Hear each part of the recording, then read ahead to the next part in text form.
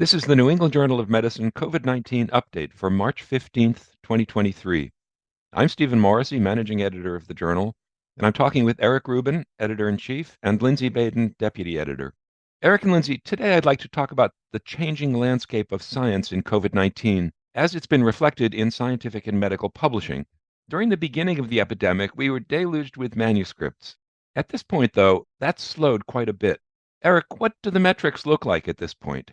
Steve, I don't have the numbers in front of me, but I know at the height in the spring of 2020, we were receiving more than 200 COVID related manuscripts each day, 7 days a week. Now that's slowed to a trickle with no more than a few daily, and many days where we have none at all. Of course, we're only able to publish a small percentage of what's submitted. I think it's difficult to measure interest, but I suspect that we're publishing an even smaller percentage of what we receive at this point. So, Steve, 3 years ago, as we faced this emerging pathogen that we knew so little about, we as a community were responding as providers, as researchers, as public health authorities to rapidly understand what was emerging and what was the significance. That required different types of evidence or information to guide us, particularly given the need for information rapidly. And case reports, case series, cohort studies, and then finally, more formal research in the terms of randomized trials emerged. But those all took time. And so, Eric, as you point out, we received a large number of manuscripts in part due to the imperative to inform the community to be able to respond, protect themselves, and care for patients. And unfortunately, not all of that information was as insightful, directive, or even correct in how we as a community interpreted it. But it was needed to guide the response, given the overwhelming nature of the illness 3 years ago, and then over the last 2 to 3 years. Lindsay, I think you bring up an important point, and it's one we've discussed before. Early on, we just didn't have any information. And as a publisher, we felt it was really important to get something out there, something that was believable, even if it wasn't the gold standard kind of evidence. But of course, as time has gone on, the standards have changed, and we're requiring more and more high quality evidence for what we recommend that people do.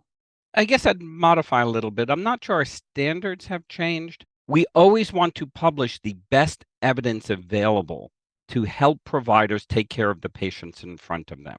And what's different about COVID, SARS-CoV-2, was the speed with which it spread, how little we knew, and the overwhelming need for individuals to protect themselves and providers to care for their patients.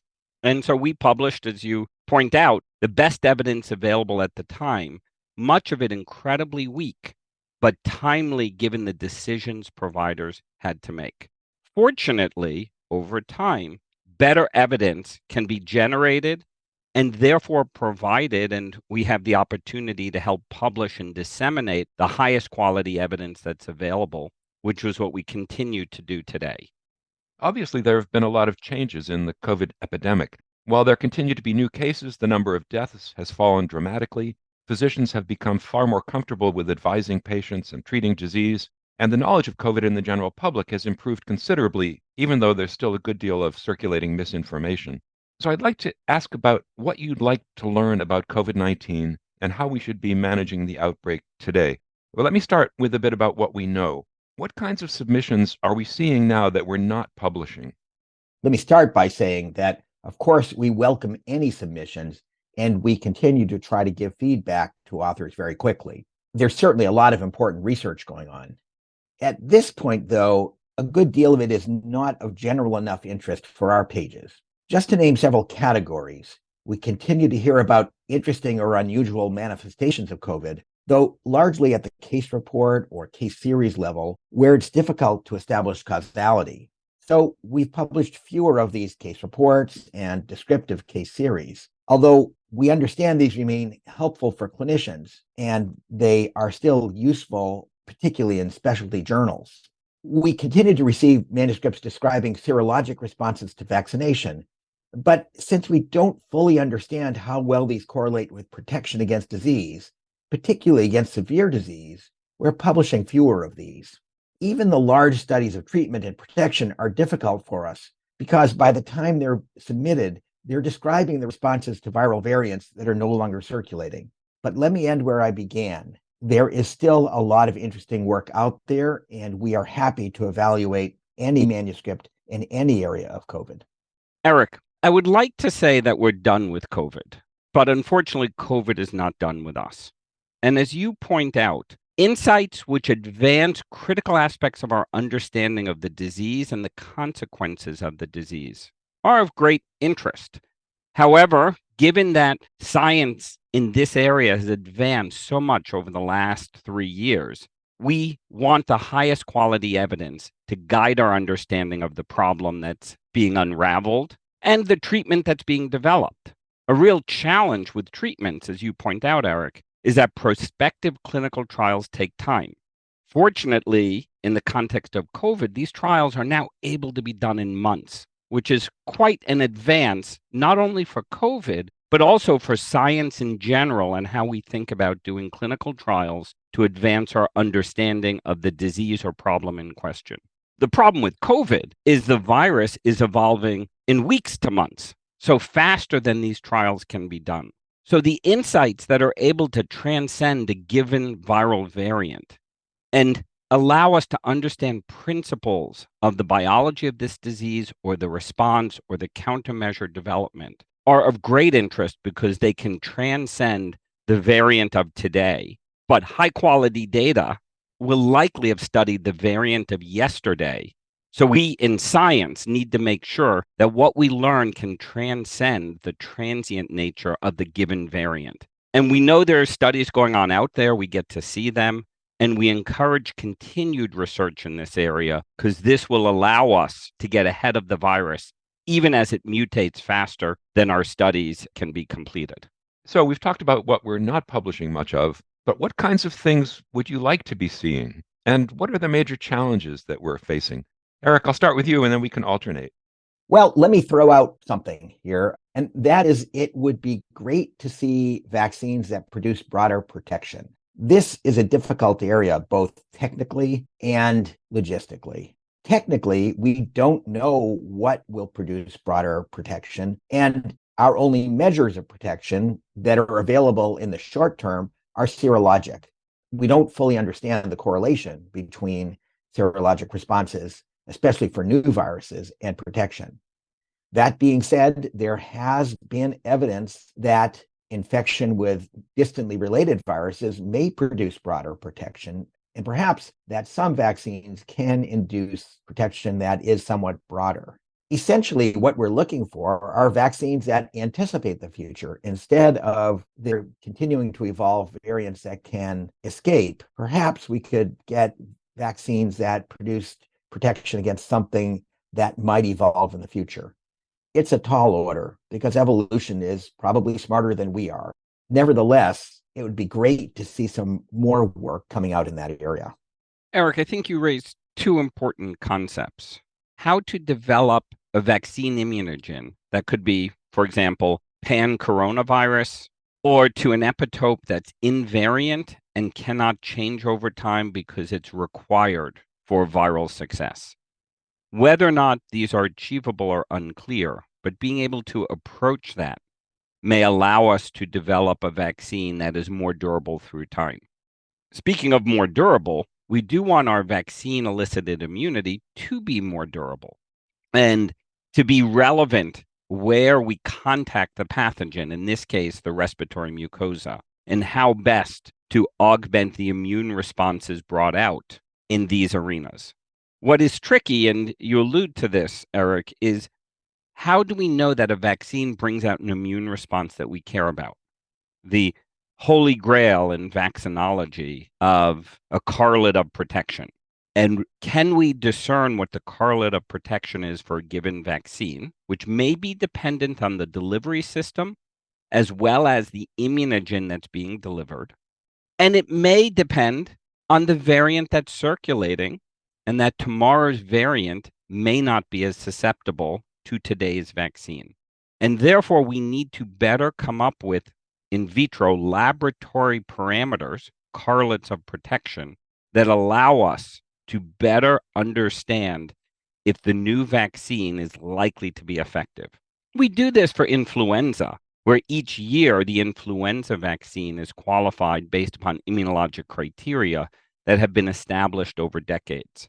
One can argue that we need to improve these criteria, as these may help our flu vaccines improve, but we need the same construct for SARS-CoV-2 vaccines, as this will allow us to iterate faster. And I know scientists, public health authorities, and companies are all working hard in this area, and we look forward to the insights that can allow us to more effectively and efficiently develop the new vaccines that we'll need.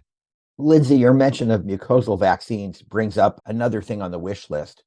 At the beginning of the epidemic, when vaccines were first introduced, they were amazing because not only did they prevent severe disease, as they continue to do now, but they really prevented any disease at all and probably limited transmission as well. Now, that largely ended as the virus continued to mutate, and current vaccines have a limited ability to prevent infection and prevent any disease. But it would be great if we had vaccines that could do that again. Clearly, the approaches we're taking right now are unlikely to provide strong protection against infection. But perhaps the kinds of approaches that you're talking about, a mucosal vaccine, might increase protection against infection. Now, there are many caveats to that. Such protection may not be long lasting. It may require frequent exposure to antigen, something that just won't be practical. But it's worth a try, and I'm hoping that we see more work in that area.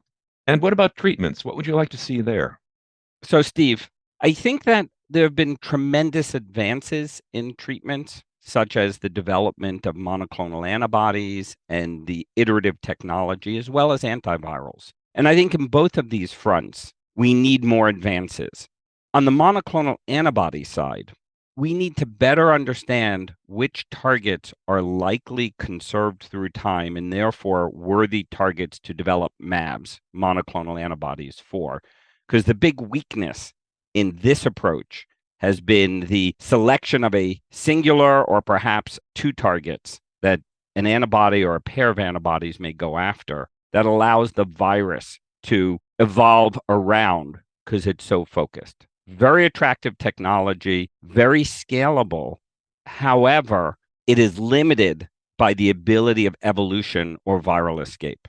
The antiviral side is incredibly attractive, and we have several agents that are effective. However, they have substantial limitations. Remdesivir requires intravenous administration.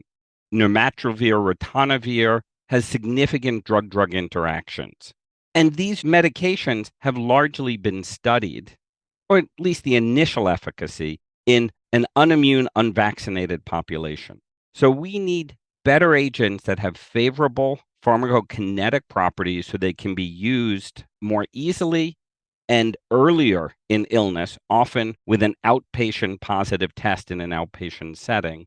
And we need to better understand their strengths and weaknesses as the virus changes and the immunity in the population changes. But it is terrific that these agents have been developed and are able to be used widely, at least in certain circumstances. And as we've also seen, agents with novel mechanisms of action, such as molnupiravir, and early studies on oral forms of a remdesivir analog have also emerged and are very attractive to better understand their activity and therefore where they may fit in our response. Lindsay, I agree that it's great to see the progress that's been made, and we know that there's work continuing. One of the issues with the antivirals, of course, is accessibility. In this country, initially, the antivirals were made freely available.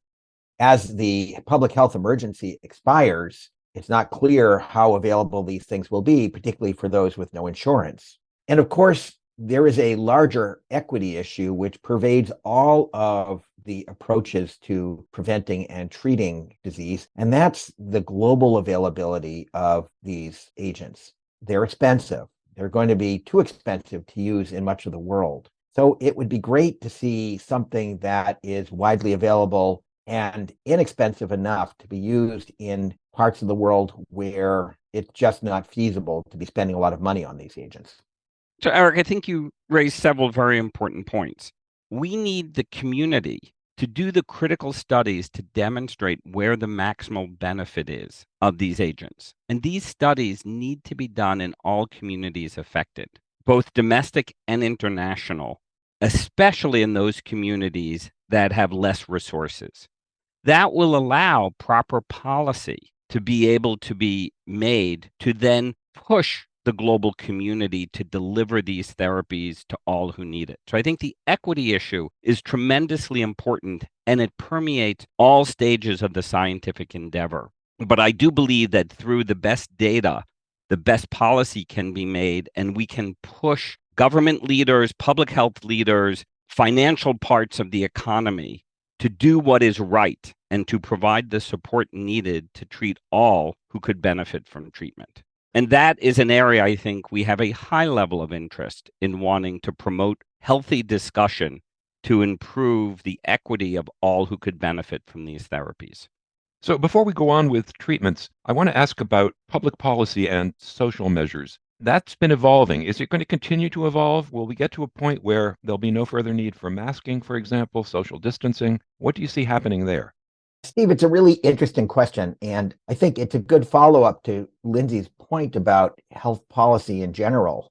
In a very general sense, COVID has pointed up many of the weaknesses in healthcare systems around the world. Healthcare systems, of course, differ in different countries, and therefore the weaknesses are different in different countries. But Lindsay was just talking about the equity in healthcare delivery and how we have not done a very good job of that. And certainly, I'd love to see us taking lessons from COVID and applying them and seeing some advances being made for health in general and not just for COVID. For the very specific question of social measures, that's been a difficult issue. Masking, for example, remains controversial. And there has been, I think, a misinterpretation of some of the studies that are out there in the popular press that suggests that masking doesn't work at all. Of course, that's not true. Masking works if you wear masks. However, broad government policies that require or recommend masking won't work if people don't wear masks despite the policy. So it's not that simple. It's important to remember that there is a large group of people who are particularly susceptible to disease, or more importantly, particularly susceptible to getting severe disease if they contract COVID. For them, these sorts of social measures, distancing and masks, remain critical, very, very important. So at the very least, it's going to be important to have a society that allows people to take the steps that they think are necessary for their own health in order to protect our most vulnerable populations. Eric, I think you raise a very important point where, again, we need more data to guide us. But as tools emerge that are effective in preventing certain types of COVID-associated problems, be they masking, physical distancing, be they vaccines, be they monoclonals or antivirals that can be used to either prevent infection or treat very early infection, we need to develop strategies that can apply to those who will most benefit.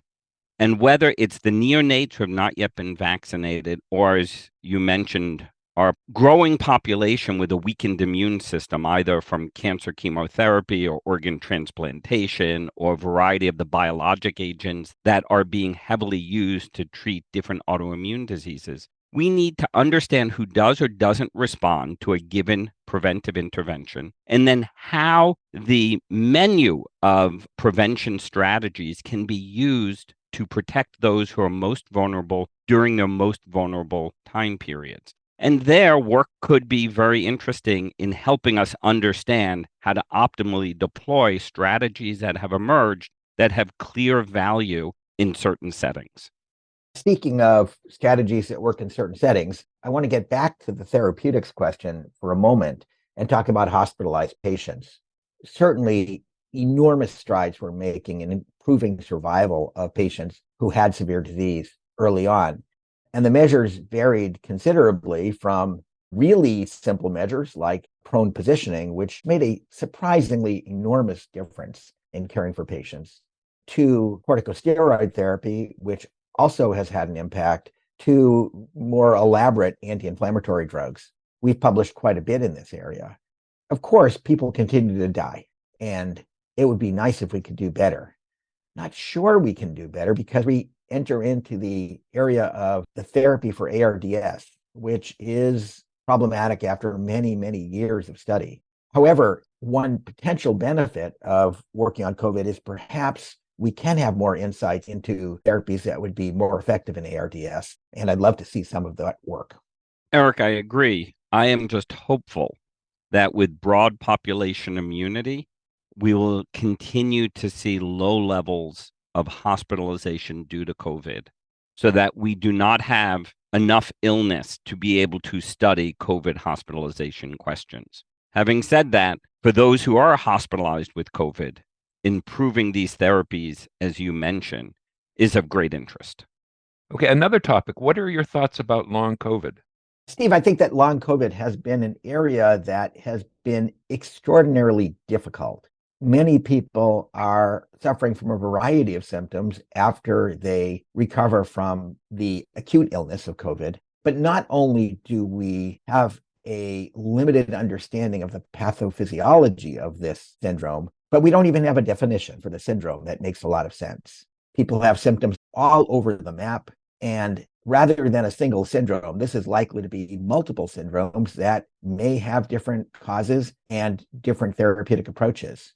I think we are disappointingly still very early on in understanding long COVID. And I think we really would like to see some better insights followed by better therapies for this group of people. I completely agree, Eric. I think long COVID is a significant problem for many who have had COVID. However, without a definition, so we can begin to understand the myriad of associated syndromes, which very likely, as you point out, have different pathogenesis, it makes it very hard to care for these patients and to plan appropriately targeted interventions, which are of high interest to all. I think that this conversation, Lindsay, has really pointed up the fact that there's much to learn. This is a disease that's affected likely billions of people in the world with all kinds of manifestations, with varying severity, and with consequences like long COVID that we really don't understand. So we started out by talking about the kinds of manuscripts that we're seeing and not accepting at this point. But we really do welcome more work and would really appreciate the opportunity to be able to review some of the outstanding research out there. So please keep sending us stuff. Thank you, Eric. Thank you, Lindsay.